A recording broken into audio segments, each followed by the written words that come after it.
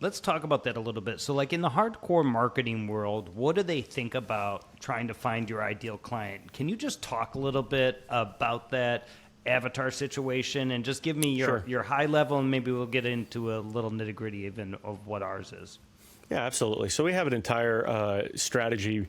We call it an avatar and brand strategy that I walk every single one of my clients through.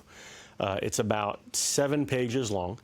And It starts off with just very basic information about who is your current buyer and who is your ideal buyer. And by ideal buyer, I mean this is obviously, all of our ideal buyer is the guy who's going to give us the most amount of money, right? And it's not just about that one-time purchase, it's about the LTV, the lifetime value of that client. So if you're selling a $5,000 product and that product is going to last 20 years, well, then realistically, your lifetime value on that client, unless you have other products around it, is about $5,000. You can't guarantee he's coming back in 20 years. And even if he does, he's not going to be the majority, right? You're not going to maintain 100% of your client.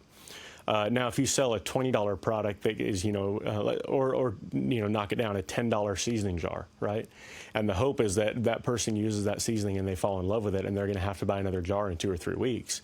And that person is an avid barbecuer. Well, you say, okay, well, they're going to be buying 2 jars every 6 weeks, do the mathematic on it. Okay, this guy's lifetime value, this guy is going to be, say $500, $1,000, $1,500. So part of that is breaking down and saying, what do I have to sell and how frequently do I want someone to buy it? And then when you identify what's my key thing I want to sell, because some of us have, doorbusters, right? Some of us just get them in the door. I was selling barbecue grills. We had a grill that was it was a high-end grill company. We had a grill that was a sub $500 grill. And that grill was good for camping and tailgating. And deer camp, fishing, whatever it is, right? But there's a lot of people who wanted to buy that $1,500, $2,500 grill, and they just couldn't afford it. But they could get in at that $500 price point. I knew that grill was a doorbuster, right? That was the gateway drug to get them in. That was not going to be the last purchase they had. So my ideal client was not the guy who bought that $500 grill. My ideal client is the guy who's going to buy the $2,500 grill. But the ideal client could be the guy who bought the $500, and now I just got to work him through the system, right? So part of identifying that avatar is knowing who can afford the product that I want to sell the most, right? If you're in a catering service, you don't want to be selling a bunch of 25-person caterings. Unless it's weekly and it's just, money in the bank and rolls in, right? Like you want those caterings where they're like, I don't even care what the price per person is.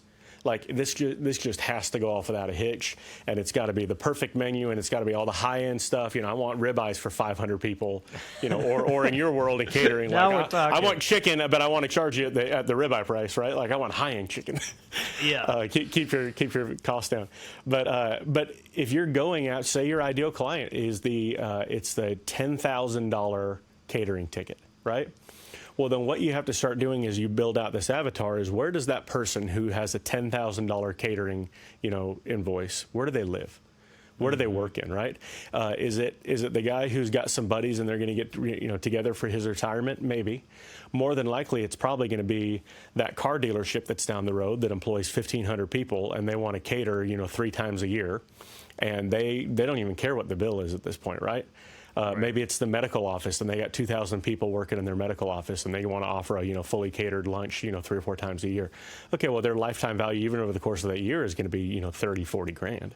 So once you start to identify who that ideal client is, then you start really digging down and saying, okay, well, if I think that person who can afford that service is in X, Y, and Z industries, and in the area that I service, say take the catering world, within probably 30 to 40 miles of where I'm located, there's only so many areas that can house people who have that type of income or that type of business.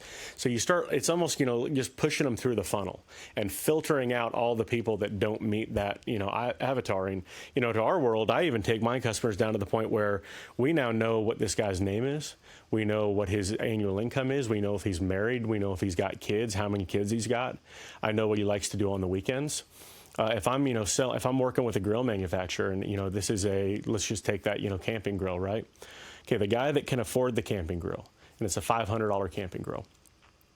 He's probably got a little bit of disposable income because you can also go buy a $50 camping grill, right?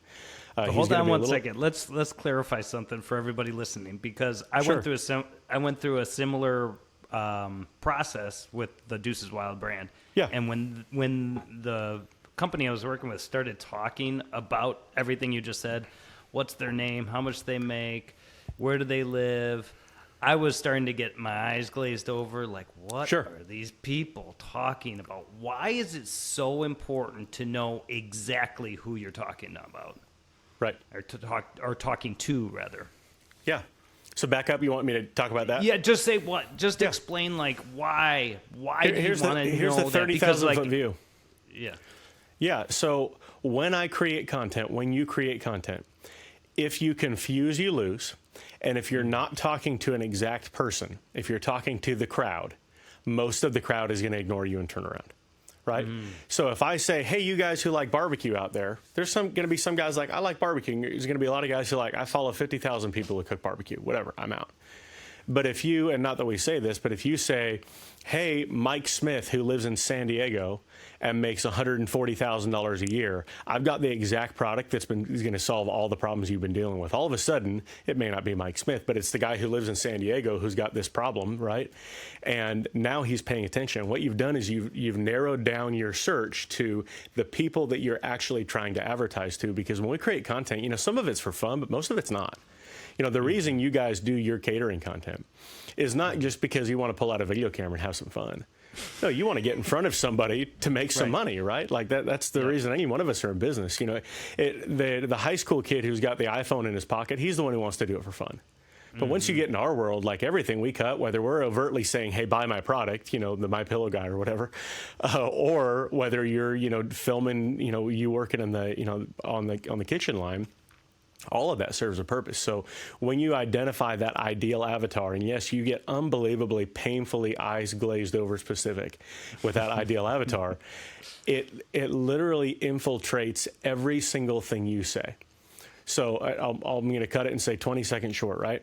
If I know that my ideal avatar is this Mike Smith guy in San Diego, $140,000 a year, he works in IT, he likes to grill on the weekends, he likes to camp on the weekends, whatever it is, then when I start writing content, when I start coming up with videos that I want to film, when I come up with hooks that I want to do, and I come up with recipes that I want to, you know, whatever, every one of those now, I'm trying to send to Mike Smith, every single one of them.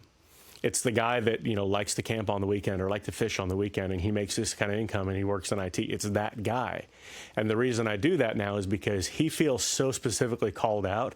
Now we have a connection and he's going to follow me. And because I know that he's the guy that needs my product and that I want to sell my product to, I'm now talking to my ideal guy. I'm not advertising my services in San Diego to, you know, little Karen who's 19 years old and she's a college student in College Station. She may see my content. She doesn't care. I want to talk to the guy that actually has the money that he wants to give me. Mm-hmm. That's so smart. I mean, it makes so much sense now. And after going through the exercise myself, it really helps us dial in our content and who we're talking to and why we're producing the content we're producing.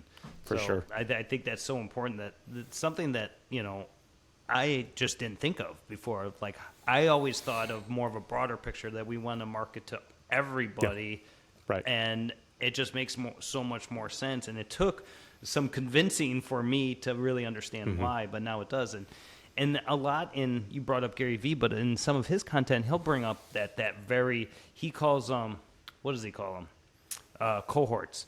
So he'll say, you know, he'll produce certain specific content for this cohort, depending on their age, race, where they live, everything.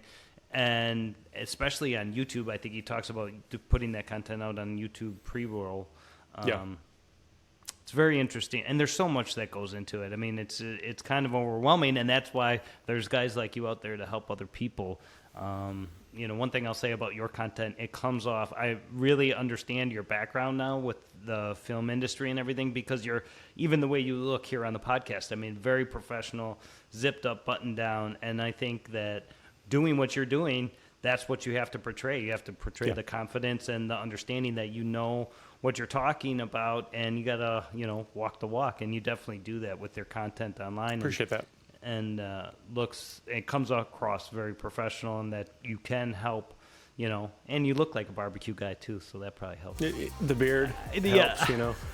I used to be a lot bigger, and I looked more like a barbecue guy. Now I've lost some weight, and guys are like, man, I don't know if you still fit the genre. Yeah, I would same with that situation for me too. Yeah.